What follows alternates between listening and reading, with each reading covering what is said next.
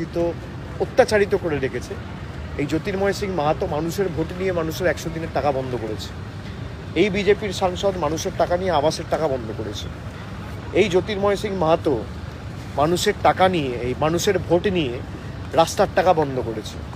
এই জ্যোতির্ময় সিং মাহাতো 100 দিনের নাম করে আজকে 40 টাকার ডিজেল 92 টাকা এদের সরকার করেছে, 50 টাকার পেট্রোল 100 টাকা করেছে, 400 টাকার রান্নার গ্যাস 900 টাকা করেছে, 3 টাকার ডিম 7 টাকা করেছে।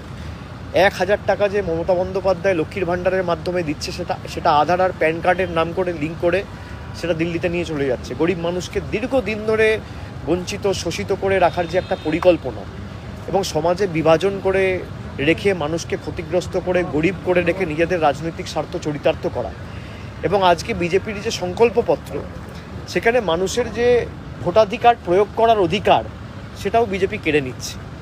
আগে মানুষ 5 বছরে 5 বার 5টা ভোট দিত।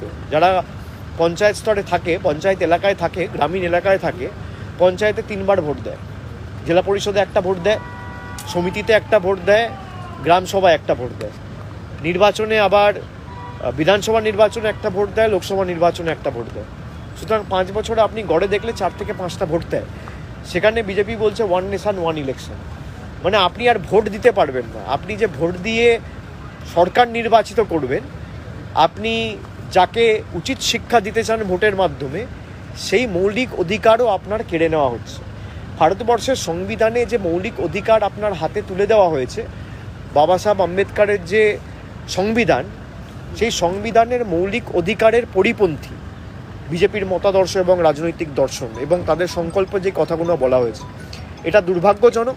এবং আমি মনে করি এর যোগ্য জবাব আগামী দিন মানুষ ভোটের বাক্সে দেবে। এবং 25 তারিখ 7ম দফায় ভোট হচ্ছে, 6ষ্ঠ দফায় পুরুলিয়ায় ভোট রয়েছে জঙ্গলমহল এলাকায়। আমরা কথা দিয়ে কথা রেখেছি। আমরা হয়তো পুরুলিয়ায় প্রত্যাশিত বা আশানুরূপ ফল 19-এ বা 21-এ করতে পারিনি, কিন্তু তাও প্রত্যেকটা বিধানসভায় আমরা লক্ষ্মীর ভাণ্ডার, কন্যাশ্রী, স্বাস্থ্যসাথী, আয়ুষ্মান ভারত। জ্যোতির্ময় সিং মাহাতো ঢাকঢোল প্রচার করে বলে যে মমতা ব্যানার্জির সরকার আয়ুষ্মান ভারত করতে দেয়নি, আর তার পরিবারের সদস্যরা স্বাস্থ্যসাথী কার্ড নিয়েছে। আমরা কেন আয়ুষ্মান ভারত করতে দিইনি? আমরা করতে দিইনি তার কারণ, বাংলায় যদি আয়ুষ্মান ভারত হয়, রাজ্য সরকারের 5,000 কোটি টাকা বাঁচবে, কিন্তু 10 কোটি মানুষ আজকে স্বাস্থ্যসাথী পাচ্ছে, সেখানে 90 লাখ মানুষ খালি আয়ুষ্মান ভারত পাবে। তার কারণ আপনার বাড়িতে কোনো সদস্যর হাতে যদি মোবাইল ফোন থাকে, আপনি আয়ুষ্মান ভারত পাবেন না। বাড়িতে কারোর যদি ফোন থাকে, আয়ুষ্মান ভারত পাবেন না। টিভি থাকলে আয়ুষ্মান ভারত পাবেন না। ফ্রিজ থাকলে আয়ুষ্মান ভারত পাবেন না। আপনার রেডিও থাকলে, 2 চাকার মোটরসাইকেল থাকলে আপনি আয়ুষ্মান ভারত পাবেন না। আর স্বাস্থ্যসাথী হচ্ছে ইউনিভার্সাল। আপনার বাড়িতে টিভি থাকলেও পাবেন, না থাকলেও পাবেন, ফোন থাকলেও পাবেন, না থাকলেও পাবেন, কারোর স্কুটার থাকলেও পাবেন, না থাকলেও পাবেন, মোটরসাইকেল থাকলেও পাবেন, না থাকলেও পাবেন। এই যে জনমুখী যুগান্তকারী প্রকল্প আমরা করেছি, মানুষ এগুলো দেখেছে। এবং প্রত্যেকটা বিধানসভায় কার্যত 12 কোটি টাকা খরচা করে প্রতি মাসে আমরা লক্ষ্মীর ভাণ্ডার দিচ্ছি। এই পুরুলিয়ায় একজন মহিলা বলতে পারবে না, বিশেষ করে যে সমস্ত বিধানসভায় আমরা 2021-এ পরাজিত হয়েছি, রঘুনাথপুর, পাড়া, বলরামপুর, জয়পুর, পুরুলিয়ায়, যে একটা লোক বিজেপিকে ভোট দিয়েছে বা একজন মহিলা বিজেপিকে ভোট দিয়েছে কিন্তু সরকারের পরিষেবা পাচ্ছে না বা লক্ষ্মীর ভাণ্ডার পাচ্ছে না, কেউ বলতে পারবে না। আমরা বৈচিত্র্যের মধ্যে একতার মূল মন্ত্রে বিশ্বাস করি। আমরা খালি বলেছি মানুষকে যে এবার ভোটটা নিজের অধিকারকে সামনে রেখে দিন, বাকি আপনার যাকে পছন্দ তাকে দিন। ঠিক আছে? বিজেপি আপনাকে কমিশন আরেস্ট করেছে যে মালদা দক্ষিণের বিজেপি প্রার্থীকে কুরুচিকর মন্তব্য করার অভিযোগে কমিশন আরেস্ট করেছে। কি কুরুচিকর মন্তব্য করেছি আমি?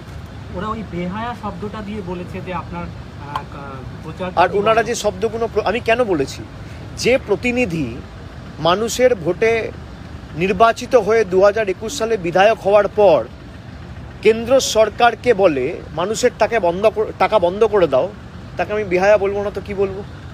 আপনি কি বলবেন? এই বিজেপির বিধায়ক ইংলিশ বাজার থেকে নির্বাচিত হয়েছে 21 সালে।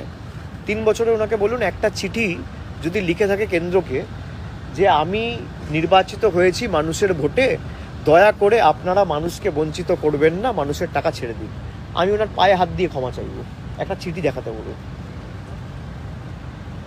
আর ওনারা যে ব্যবহার করেন, মমতা বন্দ্যোপাধ্যায়ের বাব্বা পান্ত যখন করেন তখন ভালো, যোগী আদিত্যনাথকে বলে জি, জেপি নাড্ডাকে বলে জি, আর মমতা বন্দ্যোপাধ্যায়কে বলে বুড়ি, চোর, ফুপু, খালা, তখন এই শব্দগুলো খুব ভালো।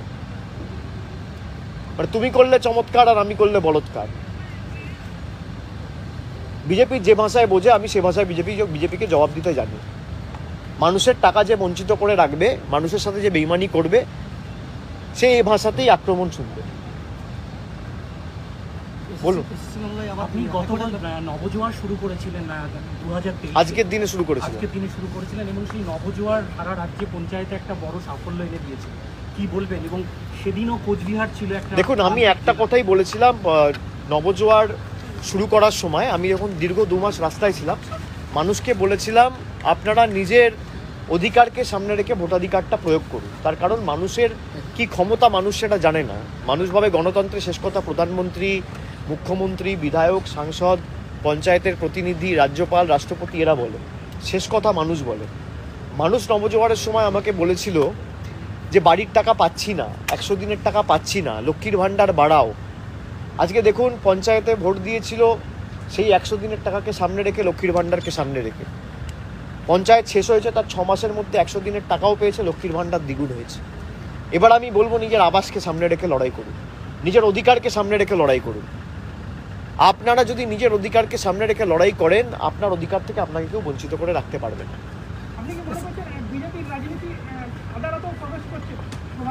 এটা সর্বজন বিদিত। তার কারণ আদালতের জজেরা যারা এই মামলা শুনছিল, এসএসসি মামলা, তারা বিজেপির প্রার্থী আজকে, এবং যারা পরিকল্পিতভাবে বিজেপির কথায় রায় দিচ্ছে। দেখুন, 100 দিনের টাকা যখন বন্ধ ছিল, আমি বলেছিলাম যে হতে পারে যে 10 জন মানুষ, 100 জন মানুষ, 1000 জন লোক, 5000 জন লোক হয়তো দুর্নীতি করেছে। তার জন্য আপনি 60 লাখ মানুষের টাকা বন্ধ করে রাখতে পারেন না। আজকে 25,000 যোগ্য লোকেরও চাকরি কেড়ে নিল আদালত।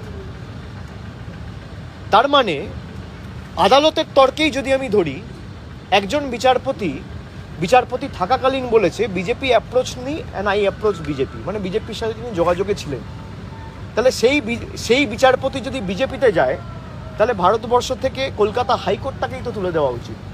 আদালতের তর্ক হিসেবে, যুক্তি হিসেবে যদি আমি দেখি, আপনি বলছেন 1000 জন, 1500 জন বাড়তি প্যানেলের বাইরে থেকে চাকরি পেয়েছে, তাই পুরো প্যানেল বাতিল। তাহলে একজন বিচারপতি বিজেপিতে জয়েন করেছে, তার মানে তো সব বিচারপতি বিজেপি হয়ে গেল। আমি তো তা বলছি না, তো আপনার যুক্তি যদি ধরে নিই, তার মানে তো তাই হচ্ছে।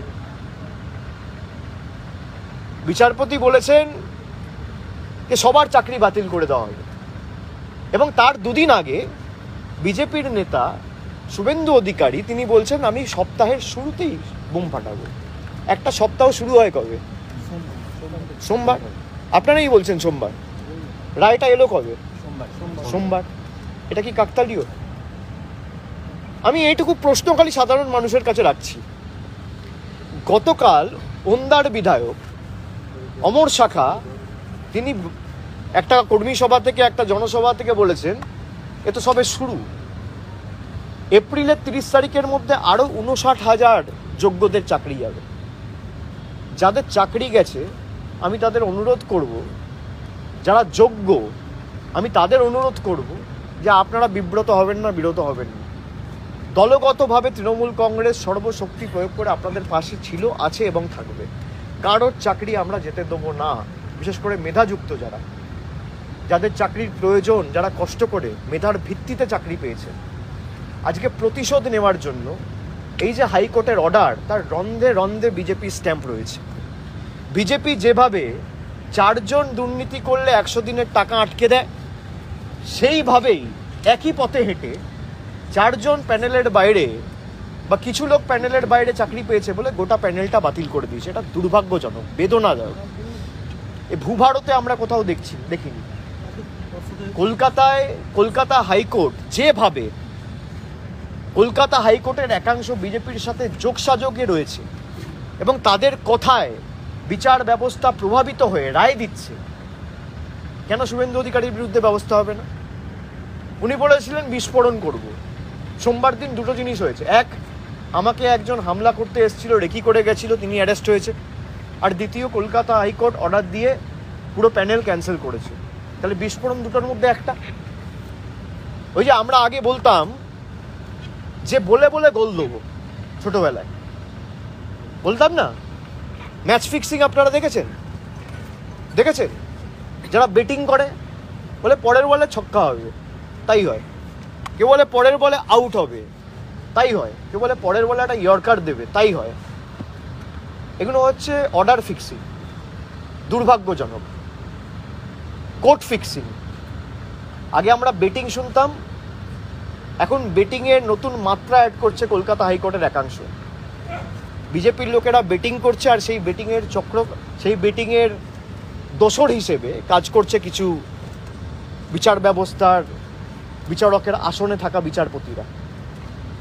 এবং এর তো দিনের আলোর মতো স্পষ্ট, তারা বিজেপির প্রার্থী এখন। সুতরাং আমরা যা বলেছি সেটা মানুষের কাছে পরিষ্কার। তবে মানুষের জবাব দেবে। আমি মনে করি গণতন্ত্রে কোনো কারোর ক্ষমতা নেই শেষ কথা বলার। মানুষ যদি ঠিক করে নেয়, মানুষের কাছে সব দিনের আলোর মতো পরিষ্কার। বিচার ব্যবস্থা, সংবাদ মাধ্যম, বিজেপি, ইডি, সিবিআই, কেন্দ্রীয় তদন্তকারী সংস্থা, ইলেকশন কমিশন, যার যত ক্ষমতা আছে প্রয়োগ করুক। 4 তারিখ ভোট বাক্স খুলবে, দেখবেন জয় মানুষের হবে, চক্রান্তকারীদের নয়। সেটা তো রাজ্য প্রশাসনের ব্যাপার, সেটা প্রশাসন বলতে পারবে, সেটা রাজ্য সরকারের ব্যাপার। তবে আমি মনে করি যে একটা ইললেজিটিমেট বা রায় যদি আমার মনে হয় যে ঠিক নয় বা অবৈধ, আমার চ্যালেঞ্জ করার রাইট আছে। এটা আমার ফান্ডামেন্টাল রাইট, আমার মৌলিক অধিকার। বিস্তারিত আলোচনা হয়েছে এবং আমি অত্যন্ত আশাবাদী এবং সুনিশ্চিতভাবে আপনাদের বলতে পারি এবার তৃণমূল কংগ্রেস যথেষ্ট ভালো ফল করবে। আমরা পঞ্চায়েত নির্বাচনে কেন্দ্রীয় বাহিনী দিয়ে ভোট হয়েছে এবং পুরুলিয়াতে বরাবর ভোট শান্তিপূর্ণ হয়। আমরা পঞ্চায়েতেও ভালো ফল করেছি। আমরা এবার লোকসভাতেও যে 7টি বিধানসভা রয়েছে প্রত্যেকটা থেকে তৃণমূল কংগ্রেসের জয়ের ব্যবধান বাড়বে এবং লোকসভায় আমাদের ভালো ফল হবে। আমি আবার বলছি, বিজেপিকে হারানোর ভোট না, মানুষের অধিকার, মৌলিক অধিকার রক্ষা করার ভোট। এই যে অভিন্ন দেওয়ানি বিধি করে মানুষের মৌলিক অধিকার কেড়ে নেওয়া, সংবিধানে আপনার ভোটাধিকার কেড়ে নেওয়া, এসটি কর্মীদের মধ্যে ঝগড়া লাগিয়ে রাখা,